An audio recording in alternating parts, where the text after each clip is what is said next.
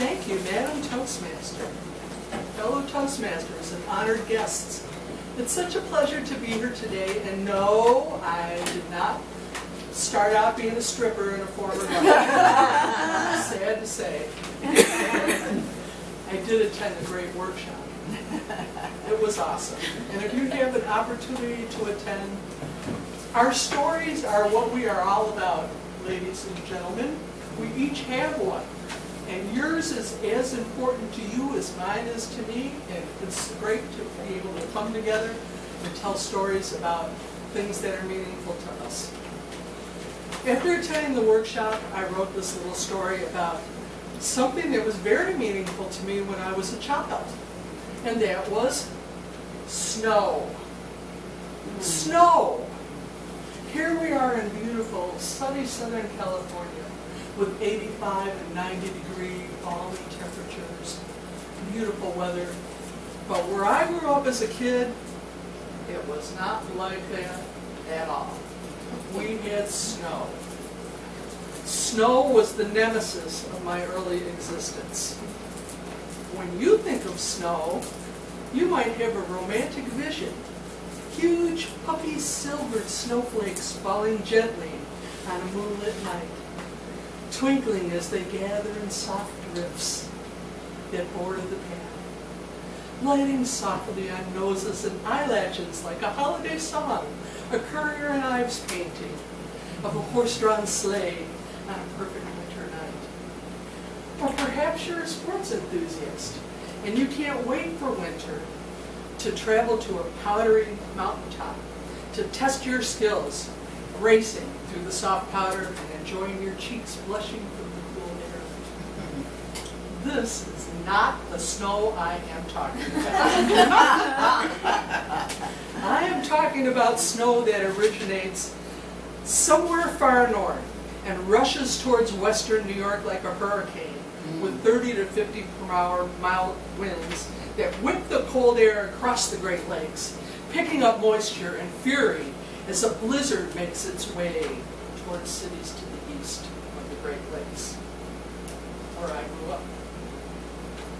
Buffalo, Cleveland, Syracuse, Rochester, all those places you'll see on the news, getting hit by blizzards in the winter.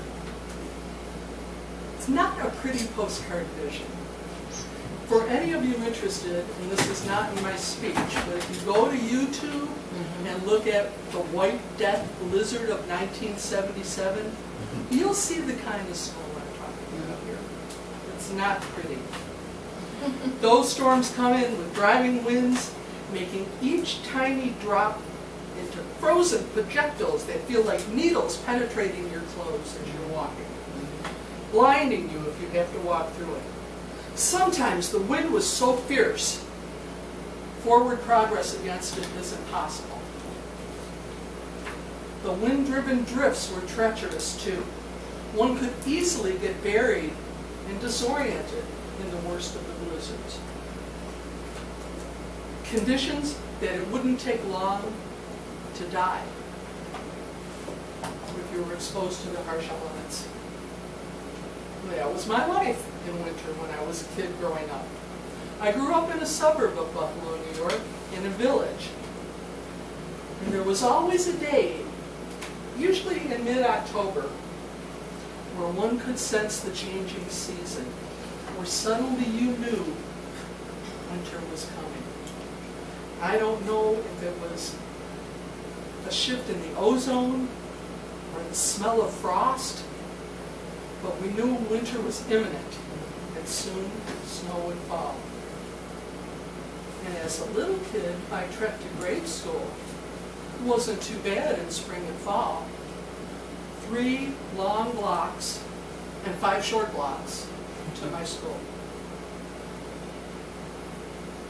It was really great in spring and fall, but in winter, oh, it was torture. Once the snow started falling, the walk home got me. I would try to make it all the way.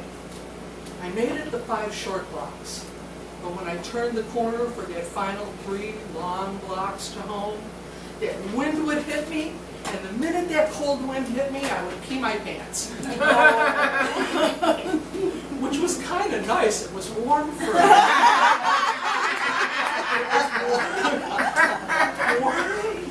warm for the first block of that 3 blocks, but then the next 2 blocks, as I got perpetually colder and chapped from being wet, Yes. it was miserable, just miserable. Needles of chill pierced my coat. The fierce winds would hit me. Baby powder became my best friend for my little chapped thighs from being wet all winter long.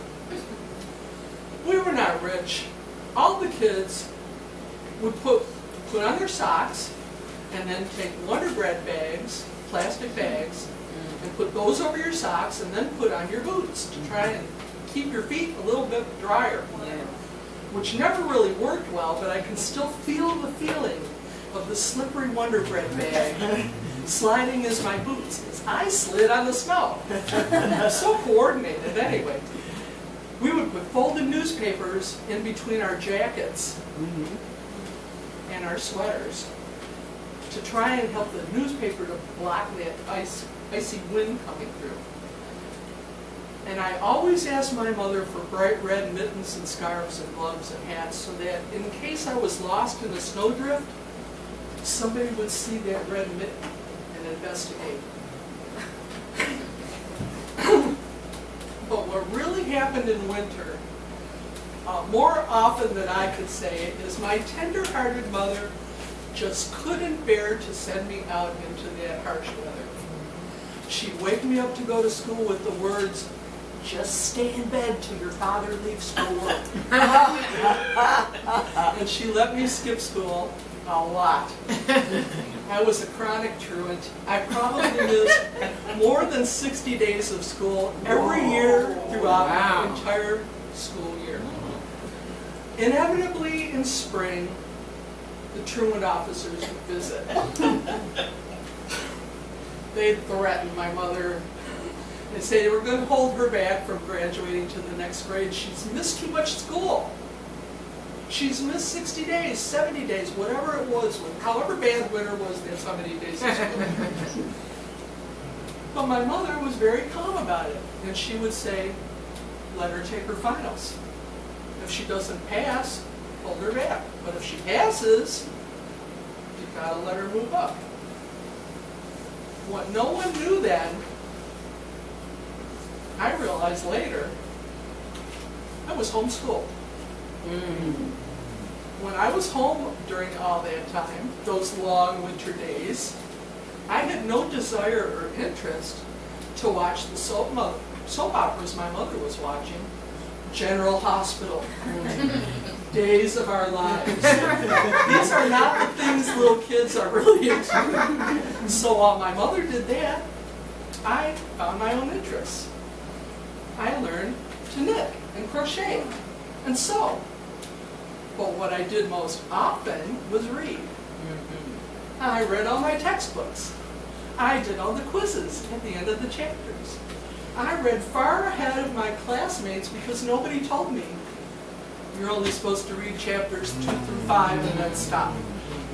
So I had no limits on how much I could study or what I could learn. I read novels and fantasies and mysteries, and my library card was worn out. But I was never behind my classmates. I was always far ahead of them when it came to reading and studying and taking quizzes. So when I finally did show up for school, I was an A student. Go figure. It seemed like I was always ahead of my class because really no one censored me or told me what to study or limited me in any way, which I was very grateful for. Just stay in bed. Those words were the key to my success. Strange as it may seem, I taught myself good study habits. I had a high interest in studying and understanding what was in my textbooks.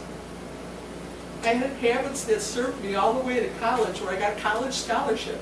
Me, chronic truant. Go figure. I was an honor student with the worst attendance history in the school's history. And I am very thankful, so very thankful to my tender-hearted mom who just couldn't bear to send me out into the snow. Thank you very much, fellow toastmasters.